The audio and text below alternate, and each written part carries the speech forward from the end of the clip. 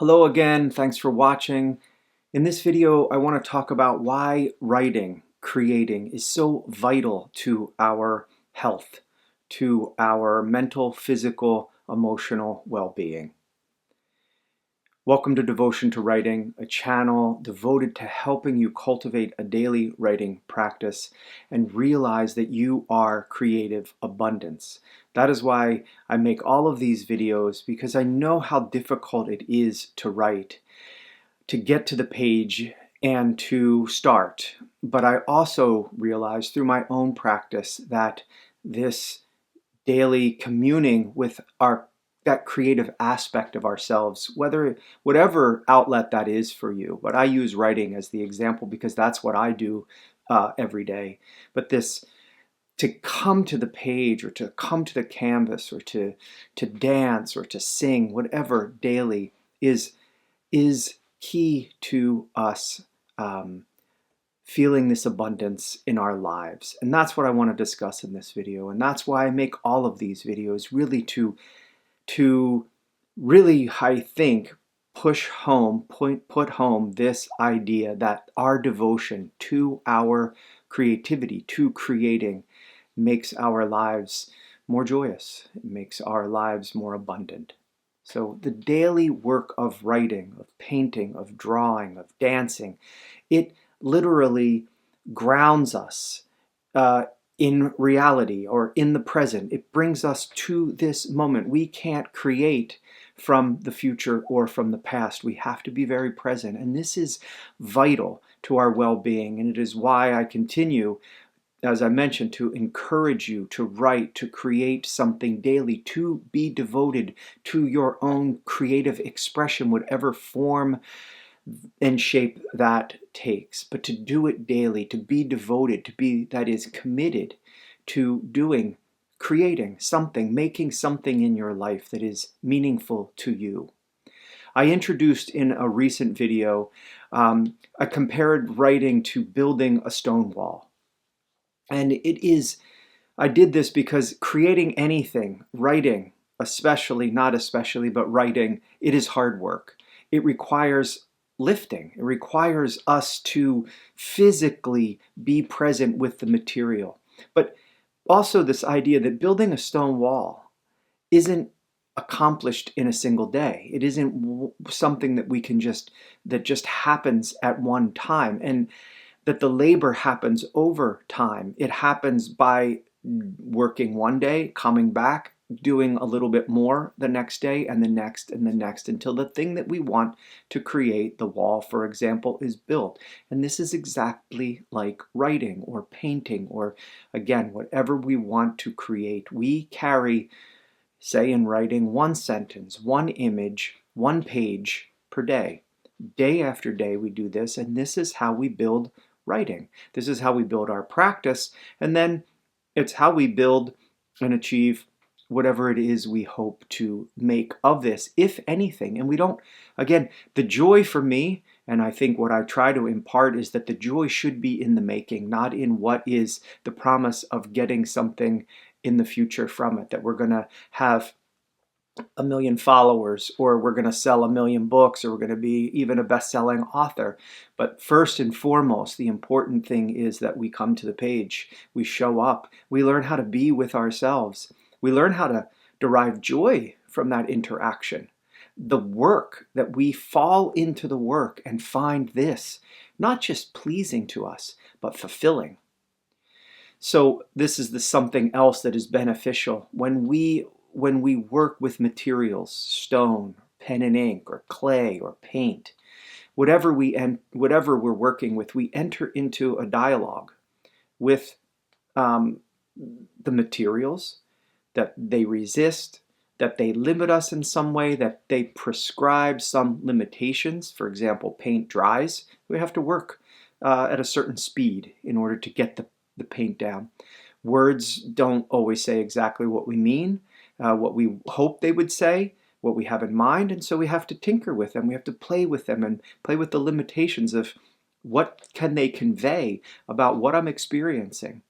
And stones, if we want to go back to the stone wall example, that they don't they don't necessarily want to balance, or they don't balance easily. They have flat sides, they have round sides, they have, jut out at weird angles. We have to, so like stones or paint or writing, whatever words, we have to find some way that we work with these within the limitations of the material. We have to be in dialogue with them physically, mentally, emotionally. How do I get this to work, to appear the way that it is, that I want it to appear? So materials, they challenge us, and they challenge us to adapt, to problem solve. How am I going to do this? How do I make this work? They challenge us to stay present with the material right before me. I can't go from this word if it isn't working. I need to search a better one. And then when I find a substitute, then what does this do to the words around it, to the whole story, right? These are things that we have to look at. They really, they make us think. They make our brains work around problems and solve things. And this is very present. It grounds us. We can't be doing something else, thinking about other things when we're doing this. We have to think about, how is this brushstroke informing all the other brushstrokes on the canvas? So in creation, we are taking part in real time in the dynamics of life. We are taking part in creation itself as it is unfolding. And the constraints, the weight, the figuring out that creation demands, this struggle, if we want to call it struggle, isn't an indication that we lack talent or ability. It's an indication that we are alive, that we are engaged in real time in making a life, our life, with life.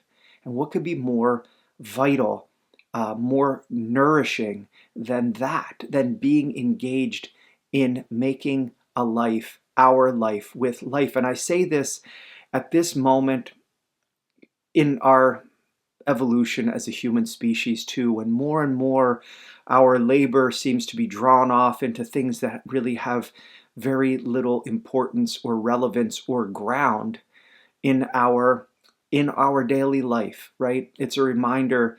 I think creativity, with this hands-on, embodied sense that we are making something with ourselves, is so important to counter this constant flow that is coming into us, bombarding us at all times. It's distracting. It's asking us to do things like scroll, like click likes, that have no real physical value in our lives. So creativity, it's a reminder that we are living. So lift the stone, feel its weight in your arms, feel its cold, the grit against your fingers, feel yourself set it, feel your muscles search, these intricate muscles searching for that balancing point in the stone so it can rest. It's my experience that we get discouraged in writing, in particular, because we don't imagine it is work, that we don't, I guess, expect it to be like a real physical labor of lifting something or pruning something or turning the soil, right? But writing does require us to labor. It requires us to be patient, to take care, to pay attention, to use our bodies, to use our minds, to use our will, and more, to be consistent. That in order to write, we must show up. We must be able to attend to the page. Even just this sitting and bringing our focus to the page, to what we're writing, to seeing it clearly, is intensive labor, work. How to get this language out of us, or how to get what we're feeling or experiencing or wish to express out of us into the form, a concrete form of word, and then of a sentence, and then of a paragraph, and then of a page, or a story, or a poem that expresses what this immaterial, this insubstantialness within us is wishing to be. We must be devoted to this. This is how things are made, through devotion, through our attention. Intention, intention does not build anything. Intention is simply a dream. It puts it out there. It says, I want to write my story. But only devotion creates. Only devotion, which is attention, creates whatever it is, this one stone on the wall, this one brushstroke, this one page at a time. So again, intention is just a dream. It has no form, but the attention brings form. It brings the words to the page. It starts to create and generate a form for whatever it is that we're trying to express. And what is it then that we are doing in these moments, really, these daily moments of sitting and creating, if we get to that point, right? Coming every day to be at the page and we are writing. What is it that we are doing in these daily moments? And I think it's more than simply jotting down a few words or a story or a poem, right? When we write with our attention, we are communing with ourselves and with our life. And this, first and foremost, I think, is the vital and beneficial aspect of creating. And this, too, serves the world. It is not, I think we're often taught that, oh, you scribbling away in your, private little world is not serving anything. But I totally disagree, because what we are doing when we are there, present on the page, as I had mentioned, we are working, we are creating something real. More, we are communing with ourselves. We are evolving. We don't just write something and it's outside of us. In order to write something, we ourselves have to be changed. We ourselves have to evolve. We have to grow. Now, you can't tell me that growth, that evolution, does not in some way, shape, or form have an impact on the world. Now, that world might just be one person in your life. It might be your partner, your child, your parent. It does not matter. That is an effect. That is a really positive effect on the world. That grows from there. So we also get caught, I think, especially now with social media, that, hey, in order to have any effect, I have to have, 1 million followers or 10,000 views or whatever it is. Not true. Don't be distracted by these ideas that we get from our society that progress and accomplishment and success are only, when you have 1 million followers or an audience of hundreds of thousands, and that's how you're successful. That's BS. That does not mean anything. That has nothing to do with success. Success is, first, that we sit with ourselves and we notice and we are present and we are making consciously. And I promise you, I'm going to get to this later in the video, but what comes of this, you can't mark this with success. When you feel abundant and you feel alive within yourself, nothing from outside of you could ever register, the degree to which this is beneficial. But when you have that experience within yourself, which I believe that devoted creativity or devotion to creating does this, that it fulfills you, then this fulfillment, it goes to every interaction that you have with the individuals in your life and then the strangers in your life too. It radiates out from you. We don't make to be noticed. This is not where creativity comes from or why it comes. We create to evolve. We create to answer, and we always have created to answer what is seeking within us form. Our ancestors wanted to understand the world in which they lived, so they made scenes of hunting on the cave walls, or they painted their hands on the cave walls to say, "I am here," or they painted the heavens, the stars, the cosmos, to say, whereas here is my place in this larger cosmos. And in order to kind of understand it, to give some form, to wrestle this into some shape and some understanding or some resolution. We create because there is much that we don't know. And making is an attempt to understand, not to completely know, right? Just to get some language on, to paint a feeling, to an attempt to write, hey, I feel grief, and what is this? What is it? How does it feel in my body? I personally, I write to give myself some kind of concrete, some solidity in the expression of what, and to express means quite literally to press out through one's skin. But I write to express what is living in me, what I can't contain. I need to have some understanding. I need to put it outside of myself. I need to labor, which is also, the word labor is also to give birth in addition to work. I need to labor to get this into a form outside of me, to be with it on the outside a little bit, to hopefully understand a little bit. And that grows me, that changes me, right? This desiring it to be in the world of form changes us. This could be, again, grief or joy, or a question of who am I now? Or what is my purpose?